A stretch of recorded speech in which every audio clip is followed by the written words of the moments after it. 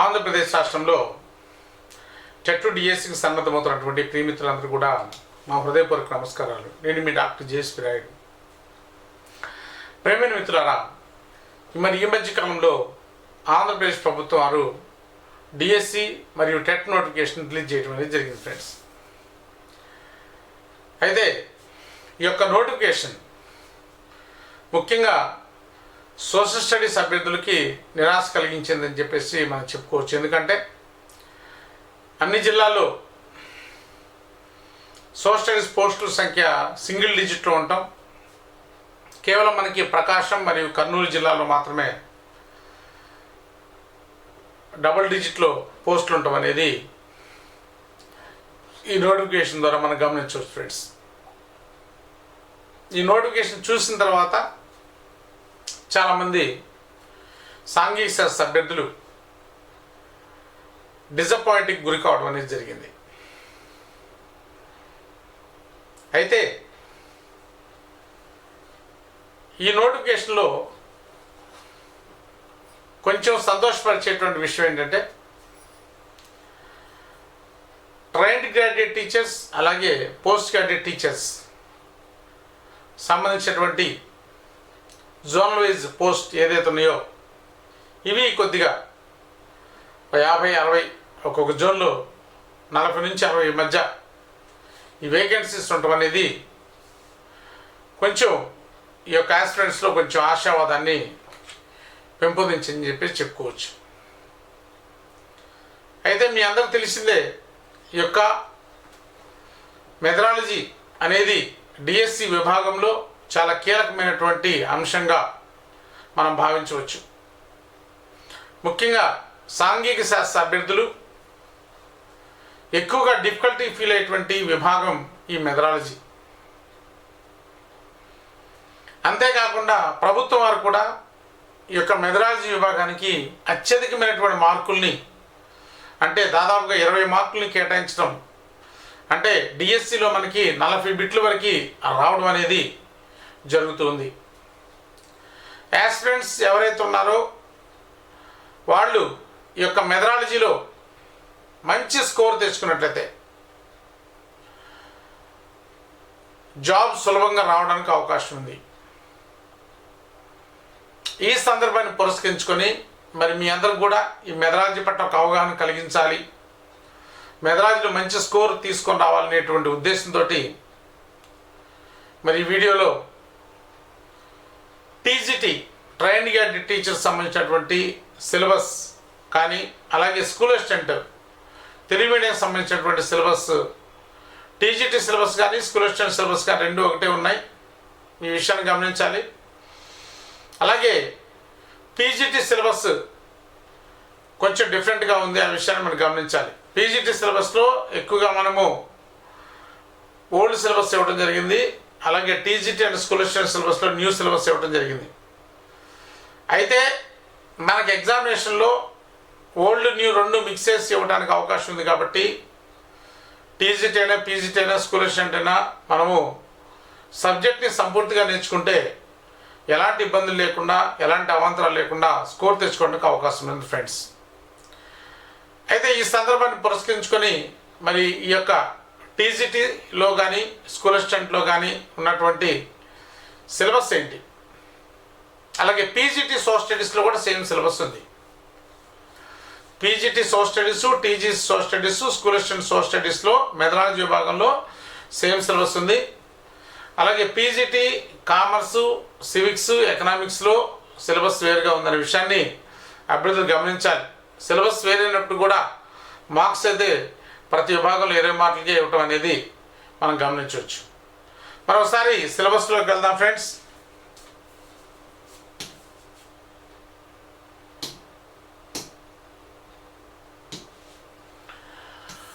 Methodology marks 20 into 2 అంటే మొత్తం మనకి 40 బిట్స్ ఇవ్వడానికి అవకాశం అనేది ఉంది ఫ్రెండ్స్.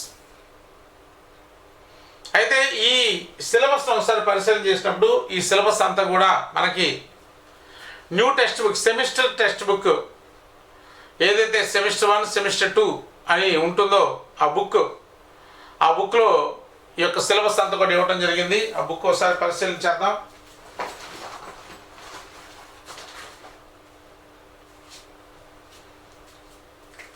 రైట్ ఫ్రెండ్స్, మరి సెమిస్టర్ 1 సెమిస్టర్ 2కి సంబంధించినటువంటి రెండు కూడా కలిపి ఒకే బుక్లో ఉండటం జరుగుతుంది. అలాగే ఈ మధ్యకాలంలో ఆంధ్రప్రదేశ్ తెలుగు మరియు సంస్కృత అకాడమీ వాళ్ళు కూడా ఈ యొక్క సెమిస్టర్ 1 సెమిస్టర్ 2కి సంబంధించినటువంటి బుక్స్ని రిలీజ్ చేయడం జరిగింది. ఆ బుక్స్ కూడా గ్యాదర్ చేసుకోవడం అనేది మంచిదిగా మనం భావించవచ్చు.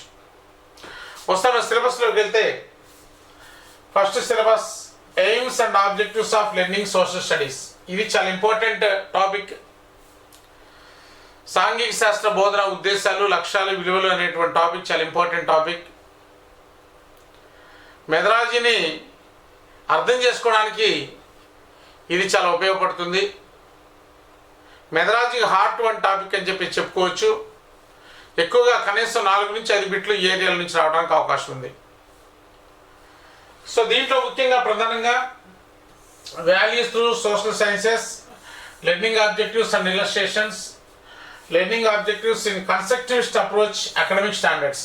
మరి నిర్మాణాత్మక అభ్యాసంలో అభ్యసన లక్ష్యాలు ఎలా ఉన్నాయి, మరి విద్యా ప్రమాణాలు ఏంటి, అండర్స్టాండ్ క్రాఫ్ట్ల వర్గీకరణ ఏం చెప్తుంది, బ్లూమ్స్ టాక్సానమీ ఏం చెప్తుంది, మరి మాధ్యమిక స్థాయిలో సాంఘిక శాస్త్ర బోధన ఉద్దేశాలు ఏమున్నాయి, గమ్యం అంటే ఏంటి, ఉద్దేశం అంటే ఏంటి, లక్ష్యం అంటే ఏంటి, స్పెసిఫికేషన్ అంటే ఏంటి, ఇలాంటి విషయాలు మొత్తం కూడా దీంట్లో మనం ప్రధానంగా డిస్కస్ చేయొచ్చు. అలాగే మనం ప్రస్తుతం పాఠశాలలో ఇంప్లిమెంట్ చేస్తున్నటువంటి academic standards, academic conceptual understanding, reading the text and understand the concept, reading and understand the text and interpretation, informational skills, responding on contemporary issues and questioning, mapping skills, appreciation and sensitivity. So these are the 6 academic standards we are following at school level while teaching social studies.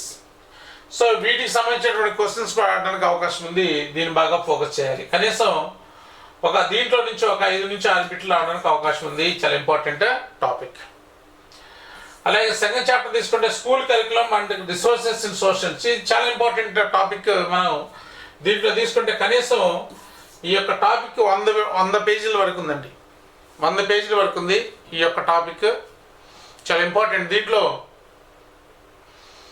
Curriculum అంటే ఏంటి, అలాగే curriculum యొక్క నిర్వచనాలు, syllabus అంటే ఏంటి, సిలబస్కి curriculum మధ్య difference ఏంటి, మన భారతదేశంలో కరికులం అనేది ఎప్పుడు ఎస్టాబ్లిష్ అయింది, 1986 జాతీయ విద్యా విధానం, 2005 నేషనల్ కరికులం ఫ్రేమ్వర్క్, 2020 ఓకే, అలాగే ఏపీఎస్ఎఫ్ 2011, అలాగే విద్యా హక్కు చట్టం. సో ఇలాంటి విషయాలు మొత్తం కూడా ఈ న్యూ టెక్స్ట్ బుక్స్ అనేవి ఎలా ఫార్మేషన్ చేశారు, డిఫరెంట్ అప్రోచెస్ ఏంటి టెక్స్ట్ బుక్ ఫార్మేషన్ చేయడంలో, ఇలాంటి విషయాలన్నీ కూడా మరి ఈ చాప్టర్లో మనం డిస్కస్ చేసుకుంటాం. చాలా ఇంపార్టెంట్ చాప్టర్. గత డిఎస్సిలో కూడా ఎక్కువ బిట్స్, కనీసం 5 నుంచి 6 బిట్లు ఈ చాప్టర్ నుంచి రావడానికి అవకాశం అనేది ఉంది ఫ్రెండ్స్. చాలా ఇంపార్టెంట్ టాపిక్ అన్నమాట. తర్వాత చూడండి, social sciences indicated area of study, context and concern. ఇది ప్రధానంగా సాంఘిక శాస్త్రం యొక్క స్వభావం, పరిధి గురించి తెలియజేస్తుంది. దీంట్లో సాంఘిక శాస్త్రం యొక్క పుట్టుపూర్వతరాలు, historical background, nature, scope, meaning, differences between the social studies and social sciences and difference between the social studies and science, వీటి గురించి డిస్కస్ చేస్తాం. అలాగే సోషల్ స్టడీస్కి మిగతా సబ్జెక్టులో ఉన్నటువంటి రిలేషన్షిప్ ఏంటి, అలాగే సాంఘిక శాస్త్ర అభివృద్ధికి కృషి చేసినటువంటి డిఫరెంట్ సైంటిస్టులు ఎవరైతే ఉన్నారో, కార్ల్ మార్క్స్ కావచ్చు, మార్క్స్ వెబర్ కావచ్చు, అమర్త్యసేన్ కావచ్చు, ఓకే, కొలంబస్ కావచ్చు, వీళ్ళందరి గురించినటువంటి విషయాన్ని మరి ఈ చాప్టర్లో మనం డిస్కస్ చేస్తాం. Distinguishing between natural and social sciences, social studies and various social sciences, contributions of some eminent scientists అన్నమాట. ఇక్కడ మనం తీసుకుంటే ఇక్కడ marks weber, Karl Marx, mother Teresa, అలాగే అమర్త్యసేన్, అలాగే చాణక్యుడు. సో వీళ్ళ గురించి అటువంటి విషయాల్ని మనం డిస్కస్ చేయటం జరుగుతుంది. ఈ సైంటిస్ట్లో నుంచి, అలాగే నేచర్ అండ్ స్కోప్లో నుంచి మనకు కనీసం ఒక 4 బిట్స్ వరకు దీంట్లో రావడానికి అవకాశం అనేది ఉంది ఫ్రెండ్స్. రైట్. అలాగే approaches and strategies for learning social sciences, సాంఘిక శాస్త్ర బోధన ఉపగమాలు. మరి వీటిలో మనకి teaching methods, collaborative learning approach, 5E learning model, problem solving approach, concept mapping, planning. దీంట్లో 2 చాప్టర్లు ఉన్నాయి. టీచింగ్ మెథడ్స్ ఉన్నాయి, అలాగే ఇన్స్ట్రక్షన్ ప్లానింగ్ ఉంది. దీంట్లో ప్లానింగ్లో lesson plan, year plan, unit plan, ఈ విషయాల గురించి డిస్కస్ చేస్తాం. ముఖ్యంగా ఆధునిక బోధన వ్యూహాలైనటువంటి 5E model, collaborative learning, concept learning, cooperative learning, problem solving learning, heuristic learning, ఇలాంటి విషయాల గురించి ప్రధానంగా ఈ యొక్క చాప్టర్లో డిస్కస్ చేస్తాం. ఇది ఆధునిక బోధనా వ్యూహాలుగా మనం చెప్పుకోవచ్చు. చాలా ఇంపార్టెంట్ చాప్టర్. కనీసం 4 నుంచి 5 బిట్లు అవడానికి అవకాశం అనేది ఉంది. అలాగే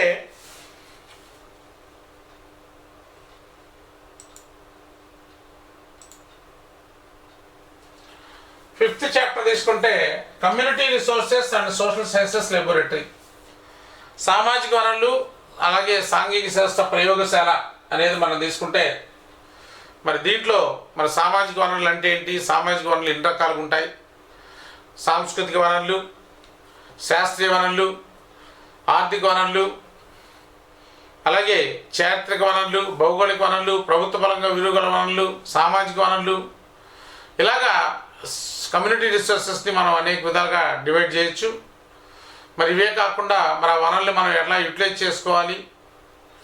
ఇంకా దాంతోపాటుగా మనము సోషల్ సైన్సెస్ లెబొరేటరీ యొక్క ఇంపార్టెన్స్ ఏంటి, ఆ లెబొరేటరీ మనం ఏ విధంగా మనం అరేంజ్ చేసుకోవాలి, ఈ లెబొరేటరీస్ ద్వారా విద్యార్థులు ఎలాంటి ఆసక్తులను మన విద్యార్థులు పెంపొందించాలి, ఇలాంటి విషయాలు మొత్తం కూడా దీంట్లో డిస్కస్ చేయడం జరుగుతుంది ఫ్రెండ్స్.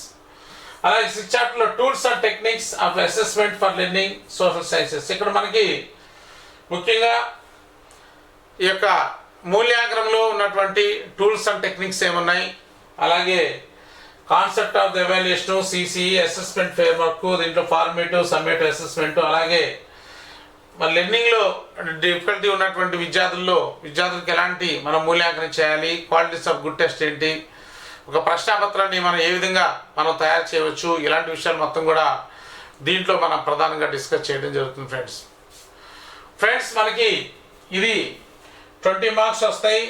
2 బిట్లు అంటే 40 బిట్స్ మనకు రావడానికి అవకాశం ఉంది.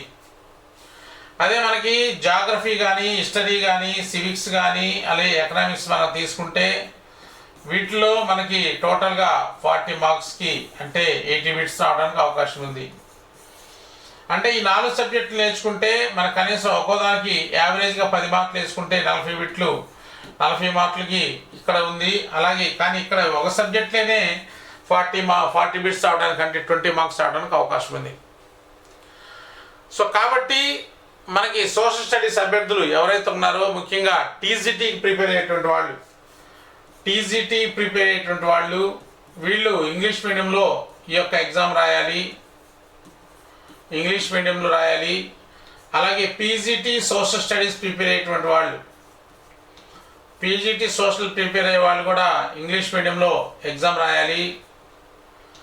అలాగే స్కూల్ అసిస్టెంట్ ప్రిపేర్ అయ్యేటువంటి వాళ్ళు వీళ్ళు ఇంగ్లీష్ మీడియం ఉంటుంది, దీంట్లో క్వశ్చన్ పేపరు, అలాగే తెలుగు మీడియం ఉంటుంది. వీటిలో మనం ఎగ్జామ్ రాయాల్సిన పరిస్థితి ఉంది.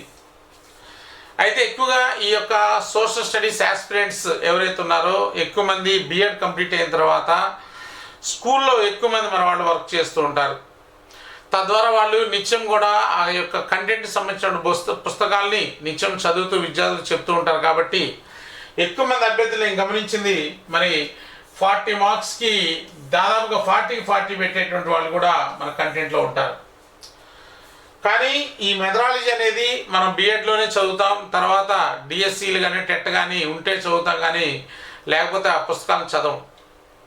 కేవలం డిఎస్సీ అప్పుడు టెట్ అప్పుడు మాత్రమే బుక్స్ని తీయడానికి అవకాశం ఉంది. అయితే ఈ యొక్క మెథడాలజికల్ పార్ట్ అనేది ఏదైతే ఉందో ఇది అందరికీ డిఫికల్ట్గానే ఉంటుంది. ఈ మెథడాలజీ పార్ట్ దీన్ని కాన్సెప్ట్ లెర్నింగ్ విత్ కాన్సెప్ట్స్ అనమాట. లెర్నింగ్ విత్ బేసిక్స్ అంటే మనము అభ్యసనం అనేది బేసిక్స్తో సహా నేర్చుకోవాలి. ఎప్పుడైతే సబ్జెక్ట్ని బేసిక్తో సహా నేర్చుకుంటావో అప్పుడు మంచి స్కోర్ సంపాదించడానికి అవకాశం ఉంది. గతంలో కూడా చాలామంది మన విద్యార్థులు యొక్క మెథడాలజీని నీట్గా నేర్చుకొని బేసిక్స్తో నేర్చుకొని మంచి స్కోర్ సంపాదించి జిల్లా ర్యాంకులు, స్టేట్ ర్యాంకులు సంపాదించి ఇప్పుడు మంచి స్కూల్స్లో పనిచేస్తూ తమ జీవితాన్ని మరి హ్యాపీగా గడుపుతున్నారు. సో కాబట్టి ప్రియమైనటువంటి యాస్పిరెంట్స్ మీరందరూ కూడా మరి ఈ మెథడాలజీలో మంచి స్కోర్ రావాలంటే మీకు ప్రాపర్ గైడెన్స్ అనేది కావాలి. మరి మెథడాలజీకి సంబంధించినటువంటి టీజీటీకి సంబంధించినట్టు కానీ పీజీటీకి సంబంధించినటువంటి సోషల్ స్టడీకి సంబంధించినటువంటి ఈ యొక్క సిలబస్ ఏదైతే ఉందో ఈ సిలబస్ అనేది మనకి అందుబాటులో కూలంకషంగా బేసిక్స్తో నేర్చుకునే విధంగా మనకు అందుబాటులో ఆచార్య ఎస్ఎస్ మెథడ్స్ అనేటువంటి యాప్లో ఆచార్య ఎస్ఎస్ మెథడ్స్ అనేటువంటి యాప్లో మీకు అందుబాటులో ఉంటుంది. మరి యాప్ను డౌన్లోడ్ చేసుకొని మరి యాప్లో ఉన్నటువంటి క్లాసెస్ని మీరు యాక్సెస్ చేసుకొని మీరు మంచిగా చదువుకొని మీ యొక్క ప్రిపరేషన్లో వాటిని ఉపయోగించుకొని సక్సెస్ సాధిస్తారని చెప్పేసి కోరుకుంటున్నాను. అలాగే మరి ఛానల్ని మొదటిసారిగా చూస్తున్న వాళ్ళు ఈ ఛానల్ని లైక్ చేయండి, షేర్ చేయండి, మరి ఛానల్ని సబ్స్క్రైబ్ చేసుకోండి. మరి మీకు డిఎస్సి అప్ టు డిఎస్సి వరకు మీకు డిఫరెంట్ టాపిక్స్ మీద మీకు ఒక అవగాహన కలిగించడం జరుగుతుంది. అలాగే ఈ ఛానల్లో మరి గతంలో టాప్ 50 గ్రాండ్ టెస్ట్ సిరీస్ని కూడా మనం ప్రారంభించాం. మరి 28 గ్రాండ్ టెస్ట్ని సక్సెస్ఫుల్గా మనం కంప్లీట్ చేసుకోవడం జరిగింది. రిమైనింగ్ 22 గ్రాండ్ టెస్ట్ ఉన్నాయి. మరి వాటిని కూడా మరి పూర్తి చేయడానికి మనం ప్రయత్నం చేస్తాం. టోటల్గా 50 గ్రాండ్ టెస్ట్ సిరీస్ అనేది మన ఛానల్లో మనం పూర్తి చేయడానికి మన ప్రయత్నాలు చేస్తున్నాం ఫ్రెండ్స్. కాబట్టి ఈ యొక్క రిసోర్సెస్ని మరి మీరందరూ కూడా ఉపయోగించుకొని మరి డిఎస్సిలో మంచిగా సక్సెస్ సాధిస్తారని చెప్పేసి మనస్ఫూర్తిగా కోరుతున్నాను. మరి ఈ యొక్క టీజీటీకి పీజీటీకి సంబంధించినటువంటి సోషల్ స్టడీస్ ఇంగ్లీష్ మీడియం క్లాసెస్ను కూడా మీకు అందరికి కూడా యాక్సెసిబిలిటీలోకి తీసుకొని రావడానికి ప్రయత్నం చేస్తాం friends. Thank you very much. Thank you.